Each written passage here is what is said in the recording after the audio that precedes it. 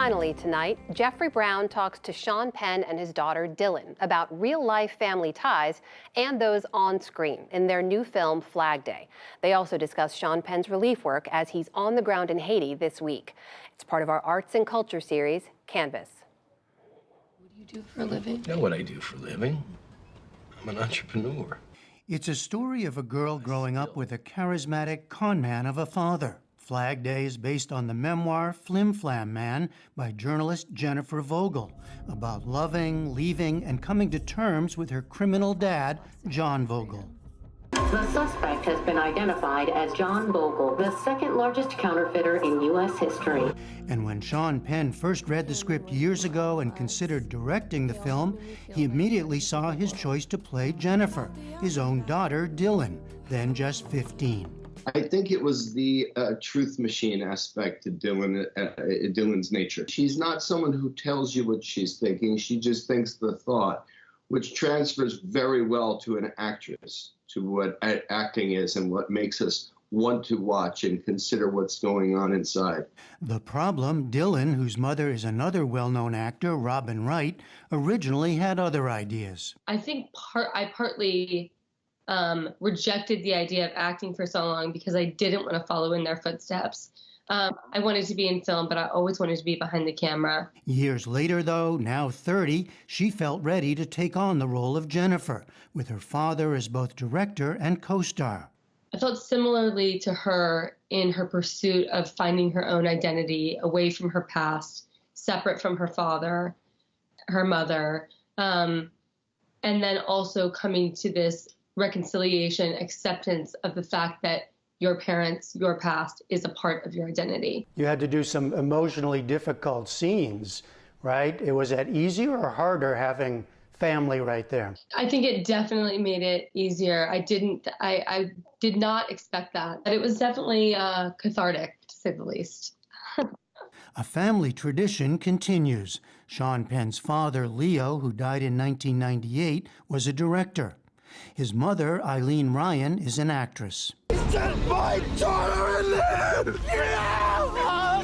He's a two-time Oscar winner as Best Actor for Mystic River in 2003. My name is Harvey Milk, and I'm here to recruit you. And Milk in 2008. His directing credits include 2007's Into the Wild. The truth is, I've actually been out for a while. How long? A year and a bit. Flag Day is another tightly wound and taut human drama, increasingly rare in big screen theaters. You continue to make these smaller, character-driven films. Is there still a place for the films that you want to make? Right now, you've caught me in a moment where I'm just really grateful to have this one get a life in the theater before it goes into the box. It certainly has become, we all know, much more difficult for films that have, if they break the three-thought rule, if there's more than three thoughts, you're going to have a tough time getting it distributed in a movie theater. The three-thought rule, huh? That's not too many thoughts for a 2-hour film. I'll see most things in the big screen these days, and you'll see what I'm talking about. But are people ready to go to the movies? Penn says he doesn't know. He's asked that only those vaccinated attend. What he does believe, something important is being lost in the move to streaming at home on the small screen. Because it's not just about the big screen, right? It's about making the effort to go that makes it special. It's very difficult now because for me to get a sense of that which is special, because it's as though the town square is open for everyone to speak, but therefore everyone is there and it's too loud to hear anything. They're all speaking and nobody's being heard.